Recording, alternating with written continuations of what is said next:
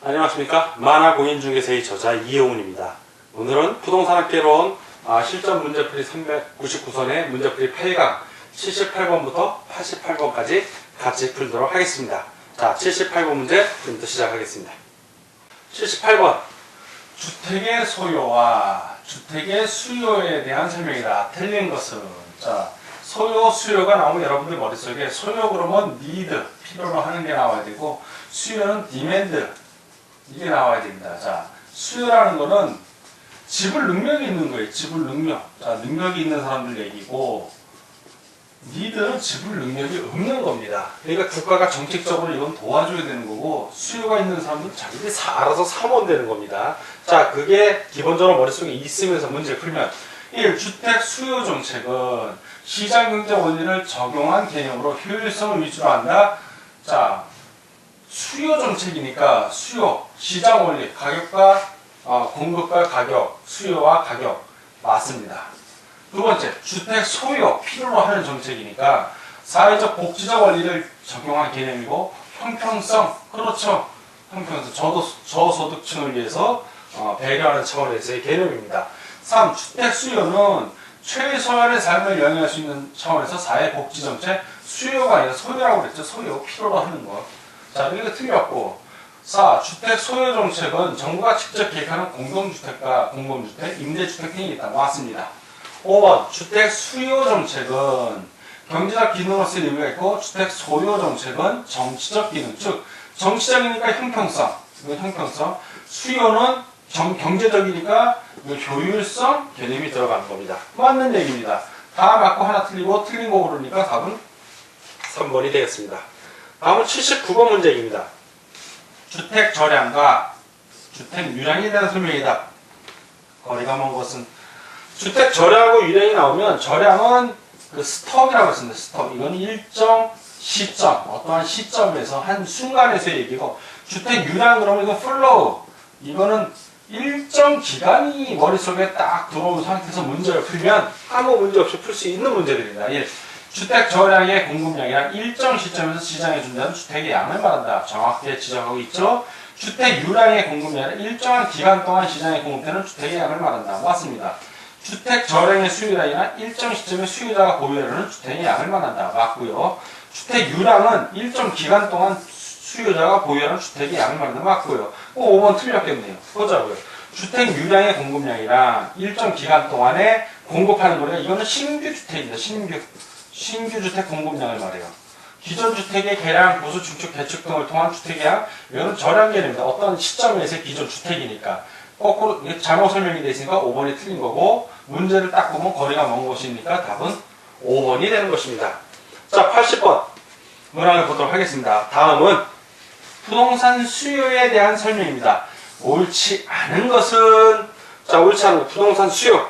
자, 1. 부동산 수요에는 가수요와 투기수요도 포함된다. 그렇죠. 가수요, 임시수요고 투기수요도 포함이 됩니다. 왜? 돈줄 구매력이 있으면 다 수요에 포함이 되는 겁니다. 1번 맞고요. 2번 부동산 수요는 일정 기간 동안 부동산을 매수하거나 임차하고자 하는 유량의 개념입니다. 그렇죠. 수요 공급의 개념은 일정 기간 동안의 유량의 개념입니다. 3번 가격이 상승하면 수요량이 감소하는데 이는 수요 곡선상에서의 점의 이동으로 나타난다. 그렇죠. 가격이 있고 공급량이 P, 가격, 제로, 공급량이 있다면 수요 없이 이렇게 됩니다. 즉 가격이 오르면 수요는 줄고 가격이 내리면 이렇게 내리면 수요량은 증가합니다. 우하향이 되는 겁니다. 맞죠? 그 가격의 변화에 따라서 수요 곡선상의 점의 이동을 바로 수요량의 이동이라고 합니다. 수요 곡선 자체를 이동시키는 요인에는 인구 변화도 있고 인구가 늘면 수요 곡선 자체가 이렇게 늘어납니다. 소득이 늘어도 수요 곡선 자체가 늡니다. 미래에 대한 예상 등이 있습니다. 맞습니다. 대체재가 가격이 하락이 되면 자, 대체재가 가격이 하락이 되면 상대적으로 현재 있는 해당 부동산은 가격이 올라간 거예요. 이거는 거꾸로 이건 해당 부동산은 가격이 상승한 거예요. 자, 가격이 상승하면 공급은 늘지만 수요는 어떻게 된다? 수요는 하락합니다. 결국 부동산 수요가 증가하는 발생 요인이 아니라 부동산 수요가 감소하는 발생 요인이 된다. 이래야 맞죠? 그러니까 틀린 질문 5번이 틀렸네요. 다 맞고 5번만 틀리고 옳지 않은 것이니까 5번이 정답이 되겠습니다. 자, 다음 81번 문항을 같이 풀도록 하겠습니다. 81번. 부동산 가격이 상승하는데도 오히려 수요가 증가하는 현상이 흔히 나타난다. 이러한 현상은 이론적으로 설명한 것처럼 가장 포괄적인 것. 자, 이거는 수요 공급 곡선을 보려고 보면 압니다. 가격이 있고 P, Q 있으면 수요 공급 곡선이 이런 식으로 나타납니다. 이게 수요 곡선, 그리고 공급 곡선이 있는데 수요와 공급이 만나는 점에서 나오는데 가격이 오르는데도 수요가 는다는 얘기는 수요 곡선 자체, 이 D 곡선 자체가 증가하는 겁니다. 이거는 이런 식으로 계속. 그럼 가격이 계속 올라도 수요는 계속 느는 게 나타납니다. 즉 수요 곡선 자체가 이동한 것으로 봐야 된다. 이게 정답입니다. 부동산 수요 곡선이 다른 재와 달리 우상향, 부동산 수요 곡선도 다른 재와 마찬가지로 우하향입니다. 가격이 오르면 수요는 줄고 가격이 내려야 수요가 늡니다. 틀렸고요. 부동산 투기에 의한 일시적인 현상, 즉 포괄적인 걸 설명하는 걸 구하는 거니까 이건 일시적인 현상으로 보면 이건 틀린 겁니다. 이건 일시적인 이론일 뿐입니다. 자, 수요의 변화라는 건 수요량의 변화, 수요량의 변화는 이 안에서 나타나는 거예요. 그러면 수요량의 변화 갖고는 설명이 안 되는 겁니다. 이거는. 자, 이론과 현실은 다르므로 이론으로 설명할 수 없는 현상이다. 이런 문제 안 됩니다. 답은 1번이 되겠습니다. 81번의 답은 1번입니다. 자, 다음은 82번 문항을 같이 풀도록 하겠습니다. 82번. 다음 중 부동산 수요 곡선을 우측으로 이동시키는 것이 아닌 것은, 자, 수요와 곡선 한번 그려보면 이쪽이 가격, 이쪽이 수요량이라면 일반적으로 수요 곡선이 이렇게 됩니다. 가격이 오르면 수요량은 줄고 가격이 늘면 이렇게 늘. 자, 근데 이 수요 곡선 자체가 우측으로 는다는 얘기는 소득이 늘었다든가, 그러니까 해당 물건의 가격하고 상관이 없이 수요자의 소득이 늘든가 아니면 수요자가 많아지든가 인구가 증가하든가 이런 경우입니다. 자, 보면 1. 인구의 증가. 맞죠? 인구가 증가하면 수요 자체 곡선이 이쪽으로 이동합니다.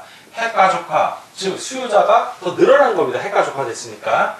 그리고 소득 수준의 향상. 역시 수요 곡선이 우측으로 느릅니다. 당의 부동산 가격의 하락. 이거는 수요 곡선 상에서 부동산 가격이 이렇게 하락을 하면 수요량이 느는, 즉 곡선 상에서 이동입니다. 이거는 바로 수요 곡선의 우측 이동이 아니라 수요량이 이동. 이거는 바로 전형적인 수요량의 이동을 가져오는 거죠. 점의 이동으로. 당의 부동산 선호도가 증가했다는 얘기는 수요 곡선 자체가 올라갔다는 얘기입니다. 딱 나머지 이 네 개는 다 수요 곡선 자체를 우측으로 이동시키는 게 맞지만 4번은 수요 곡선 상에서의 점의 이동이기 때문에 이것이 아닌 게 되는 겁니다. 83번. 대체 효과하고 소득 효과라는 게 있습니다. 자, 옳지 않은 것은, 자, 하나씩 살펴보겠습니다. 소득 효과라는 것은, 자, 소득에 어떤 효과를 주는 겁니다. 대상 부동산의 가격 변화가 실질 소득에 변화를 준다. 예를 들어서 내가 필요로 하는 부동산의 가격이 낮아지면은 내 소득이 올라가는 효과가 있을 것이고, 반대로 대상 부동산의 가격이 올라가면 내 소득은 낮아지는 경우가 있습니다. 이렇게 실질 소득의 변화를 주어 그 부동산에 영향을 미칠 경우 그 효과를 소득 효과라고 한다. 맞습니다.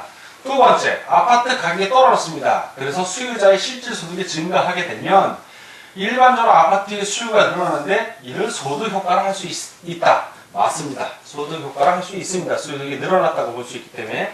대체 효과라는 거는 상호 대체되는 물건이 나와줘야 돼요. 부동산 상호 간의 상대 가격의 변화로 각 부동산에 대한 수요 변화가 발생할 경우 이 효과를 대체 효과라고 한다. 예를 들어서 아파트하고 빌라가 있다면 빌라 가격이 올라갔어요. 그러면 상대적으로 아파트 가격이 떨어졌다는 얘기고, 반대로 아파트 가격이 올라가면 빌라 가격이 떨어졌다는 얘기입니다. 대체 효과가 되는 거예요. 서로 대체가 되니까. 맞습니다. 4번.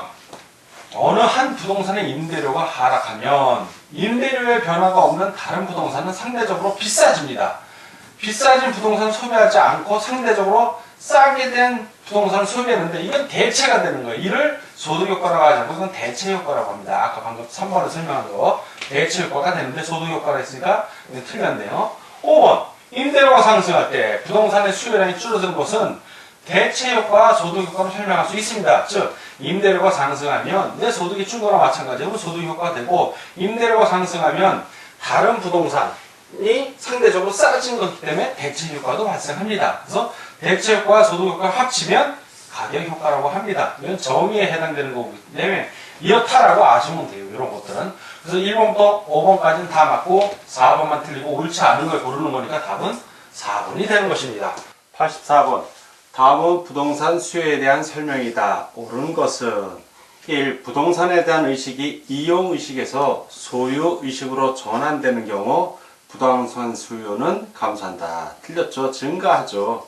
본인이 소유를 하려고 하기 때문에 증가합니다. X. 2. 부동산 가격의 상승이 예상될 경우, 자, 가격 상승이 예상되는 겁니다. 부동산 수요 곡선은 가수요, 그렇죠? 수요, 가수요, 필요라는 수요, 가수요에 의해서 우측으로 이동한다.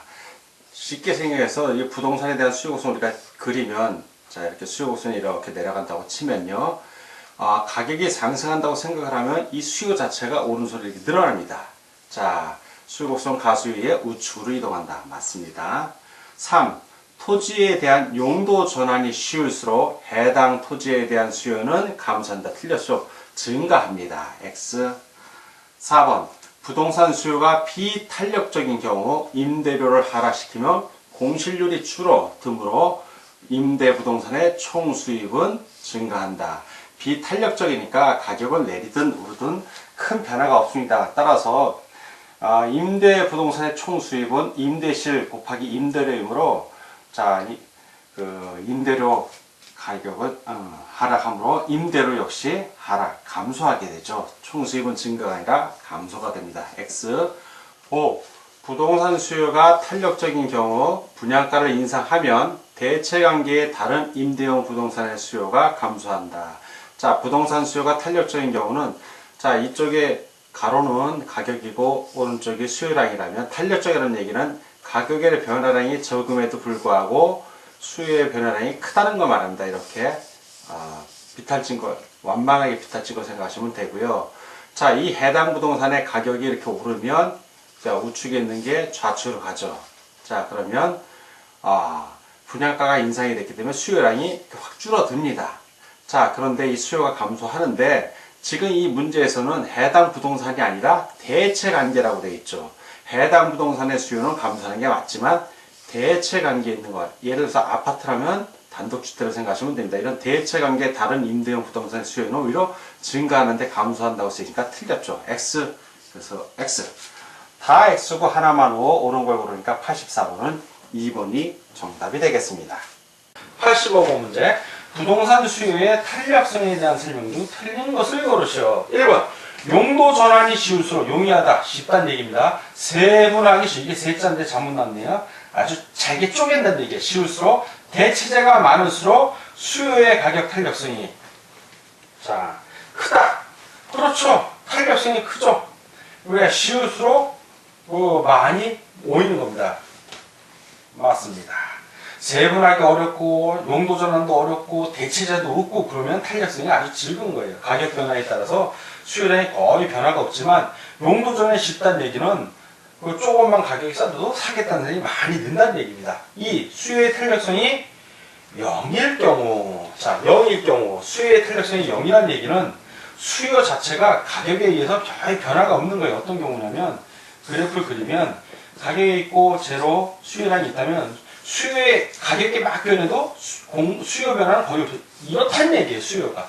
자, 수요 곡선이 이렇게 나왔을 때 임대료 인상 인하와 관계없이 임대인의 전체 수입이 일정하다. 아니죠. 임대인이 가격을 낮게 하면 요만큼 수입인데 가격을 올렸어. 그럼 만나는 점에서 이만큼 더 수입이 증가하니까 인상하면은 전체 수입이 올라가고 인하하면 줄어드는 거예요. 일정하지가 않죠. 틀렸네요. 자, 틀린 거 2번이 답이네요. 나머지 보면은 다른 조건이 일정한 경우 고가주택이 저가주택의 수요의 탄력성, 고가주택이 저가주택보다 수요의 탄력성이 크다. 그렇죠. 저가주택은 서민들이 많다 보니까 탄력성이 거의 일정해. 가격이 오르고 내리는 간에 사람들이 할 수 없이 살아야 되지만 고가주택은 가격이 좀 내리면 사람들이 많이 붙게 됩니다. 수요자가 많아진다는 얘기죠. 맞고, 다른 조건이 일정한 경우 신축 부동산이 오래된 부동산보다 수요의 가격 탄력성이 크다. 그러니까 분양하는 아파트 가격 좀 내리면 많은 사람이 분양 받으려고 합니다. 자, 맞고요. 보편적으로 그렇다는 겁니다. 5. 수요의 탄력성이 1보다 큰 경우. 자, 수요의 탄력성이 1보다 크다는 얘기는 이게 1에 이게 45도 각도가 1보다 크다는 얘기는 탄력성이 크니까 가격의 변화에 대해서 수요량의 변화가 많은 겁니다. 즉 이런 식으로 되면 생각을 하면 돼요. 자, 이럴 때 임대료를 인상을 하게 되면 수요가 확 줄어들어요. 자, 그러면 가격이 낮을 때는 이만큼 수입이 있던 것이 가격을 줄이면 수입이 이렇게 확 줄어듭니다. 자, 이렇게 감소분하고 증가분을 비교했을 때 감소가 훨씬 많죠. 임대인 전체인의 수입은 감소한다. 맞는 얘기예요. 다 맞고 하나 틀리고 틀린 거 고르니까 답은 2번이 되는 것입니다. 자, 다음은 86번 문항을 같이 풀도록 하겠습니다. 자, 86번 문제를 풀도록 하겠습니다. 계산 문제가 나오면 여러분들이 긴장하시는데 긴장하지 마시고 한번 같이 풀어보도록 하겠습니다. 그리고 오늘 강의 끝나면 꼭 시험지 한번 문제 풀기 바랍니다. 자, A지역의 아파트의 가격이 1억 원이었을 때 수요량이 2천이었다. 그리고 아파트 가격이 1억 2천만 원으로 오르자 수요량이 1,500세대로 줄어들었다. 수요의 가격 탄력성은, 자, 수요의 가격 탄력성은 원래 가격분에 델타 올라간 가격이 있고 수요량이 위로 올라가는 겁니다. 원래 수요량이 있으면 그 델타 수요량 이렇게 되는 거예요. 그러면 어떻게 되냐면 원래 가격이 얼마예요? 지금 1억이잖아요. 1억. 자, 원래 가격이 1억이고 자, 그리고 1억 2천으로 올랐으니까 그 델타 증가분을 얘기하는 거예요. 1억에서 1억 2천이면 1억에서 1억 2천 빼주면 마이너스 2천. 자, 2천이 되는 겁니다. 2천만 원. 그리고 원래 수요량은 2천이었어요. 자, 2천 세대고 그거의 수요량이 1,500으로 줄었으니까 2천에서 1,500 줄었으면 그 감소분 얼마? 500세대가 되는 거예요. 자, 이걸 계산해 주란 얘기예요. 이걸 계산해 주면 어떻게 되냐면 자, 1억에 2천이니까 요거는 10분의 2, 5분의 1입니다. 5분의 1. 자, 밑에 건 5분의 1이고 위에 거는 공 2개 지우고 5, 4. 근데 4분의 1이에요. 4분의 1. 자, 그러면 밑에 거 곱하고 위에 거 곱하고 밑에 거는 4, 1, 4. 위는 올라가요. 곱하면 5. 그래서 어떻게 되냐? 1.25가 되는 겁니다. 1.25 찾으면 되는 거예요. 4분의 5. 답은 이게 됩니다. 자, 87번 가격의 변화율이 20%일 때 수요량의 변화율이 10%인 경우에 대한 설명이다. 옳은 것은 자, 가격의 변화율, 가격에 대한 수요량의 변화율. 자, 탄력성이 나오죠? 20% 위에는 10% 그러면 얼마입니까? 2분의 1이니까 0.5 즉 탄력성이 1보다 증가 비탄력적이면 탄력적이지 않다. 비탄력적. 그걸 염두에 두고 풀어봅시다. 수요의 가격 탄력성 크기는 0.5인데 2라고 해서 틀렸죠. 0.5가 돼야 되는데 수요 기울기는 비탄력적이죠. 지금 틀렸어요.